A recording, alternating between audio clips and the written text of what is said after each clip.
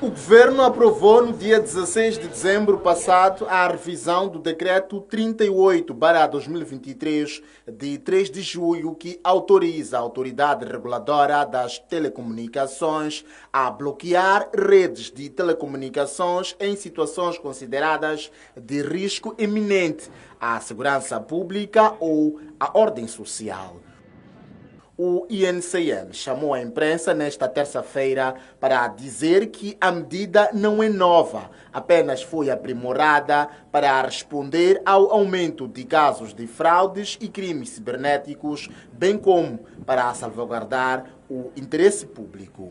Os anteriores decretos não incluíam tráfego de televisão, por exemplo, não incluíam tráfego de carteiras móveis e tráfego de dados de internet em particular.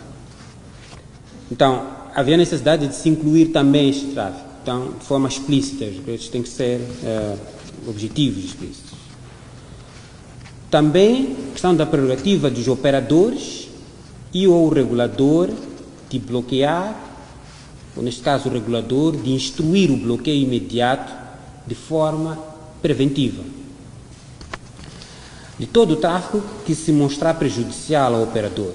Por exemplo, está a decorrer uma mensagem em massa com o objetivo de burlar ou prejudicar o operador. Acordamos de manhã, recebemos todos uma mensagem em massa com um link a tentar burlar os subscritores, que é o que acontece. Então, de mensagem nós recebemos, transfira dinheiro para este número, são mensagens que são enviadas em massa, milhares de mensagens. Há necessidade de estancar aquela situação, de forma imediata, para não propagar para toda a rede, porque quanto mais mensagens, mais pessoas poderão ser afetadas. Então, nessas situações, é ali que se pretende que haja uma medida imediata. Há uma situação de subscritor, por exemplo, o subscritor reclama que lhe foi clonado o cartão. Liga para a operadora, para a linha do cliente, ou para a linha do cliente do INCM e reclama que o seu número foi clonado, estão a usar o seu número de forma fraudulenta para aceder à sua conta ou andar a pedir dinheiro aos seus familiares. É preciso imediatamente estancar aquela situação. Mas também temos situações que afetam o Estado. Uso de comunicações para atos que atentam contra a vida das pessoas e até contra a segurança do Estado. Então, quando essas situações forem detectadas, o operador é reportado, ou o regulador é reportado, ou outras entidades do Estado são reportadas e há necessidade de uma intervenção imediata.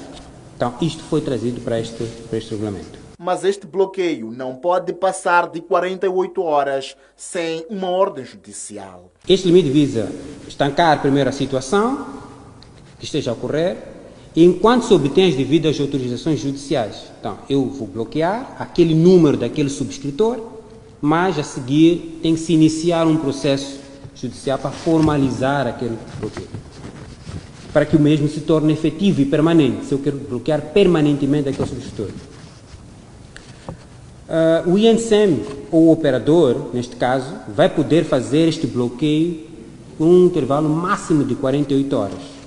Após isso, os tribunais têm de validar ou levantar o bloqueio para que esse, se for o caso, para aumentar o período. Podemos tentar fazer aqui uma analogia com aquilo que nós vemos no processo penal, que é a prisão preventiva. Né? A polícia pode nos prender por um intervalo de tempo curto, enquanto inicia um processo judicial para formalizar ou me libertar, se for o caso. A suspensão e bloqueio do som, dados, imagem e outros podem ser feitos parcial, total ou por subscritor, nos casos de existência de indícios claros e fundamentados da prática de atos fraudulentos, mas quem comprova a veracidade do risco?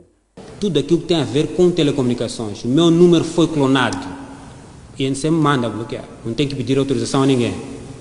Neste caso, por exemplo, há uma situação que atenta contra a segurança do Estado, é preciso bloquear as comunicações que estão naquela situação. Não cabe ao INCM decidir. São entidades próprias, por isso é que o regulamento faz referência a esta entidade, tem que usar os mecanismos que estão previstos na sua legislação para aferir isto. E com base nesta instrução legalmente autorizada é que o INCM pode intervir junto aos operadores. Quem instrui o bloqueio aos operadores é o INCM. Mas temos que olhar aqui as diferentes esferas. Sim? Hoje, por exemplo, nós temos situações em que temos uma carteira móvel. Se alguém começa a transferir dinheiro ou usar, por exemplo, as carteiras móveis para, por exemplo, fazer branqueamento de capitais, não é o INSM que vai dizer que aquilo é branqueamento de capitais. Ou esse senhor está a usar a carteira móvel de forma indevida. Existe uma autoridade que trata dessas questões e que sabe que aquele dinheiro, mandar dinheiro A mais B, isso pressupõe branqueamento de capitais. Mas para estancar aquela situação, tem que bloquear o número.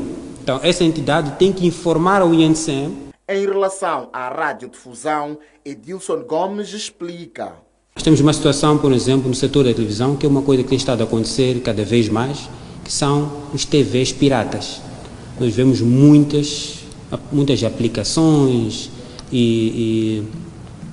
que fazem streaming, passam informação que não são dos canais oficiais. Por exemplo, nós temos aqui as televisões que têm canais pagos, mas há pessoas que pegam naquilo, depois replicam e usam a internet para fazer isto.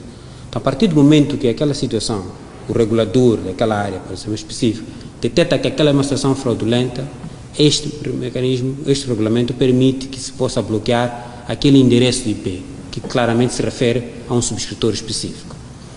Para o caso específico da rádio, o conteúdo da rádio não cabe ao INSM decidir. Mas a frequência, por exemplo, claramente que isso é matéria do INSM, mas quem trata do conteúdo da rádio é a autoridade que vai tratar disto. O conteúdo da televisão, se uma televisão começa hoje a difundir alguma informação que não interessa a sociedade, por exemplo, não cabe ao INSM decidir. Então não é parte deste regulamento. No caso da internet, é o subscritor de um serviço de telecomunicações em Moçambique. Estou a usar a rede de telecomunicações em Moçambique para, por exemplo, enviar uma mensagem ou difundir uma informação, eu posso sim ser abrangido por este regulamento. Mas claramente que, como disse, o regulamento traz aqui salvaguardas para esse subscritor. Tem de ser comprovado que aquela é uma situação fraudulenta. Em caso de irregularidades comprovadas e necessidade de bloqueio, o regulador deve, com antecedência, comunicar ao subscritor, embora o período prévio não esteja especificado.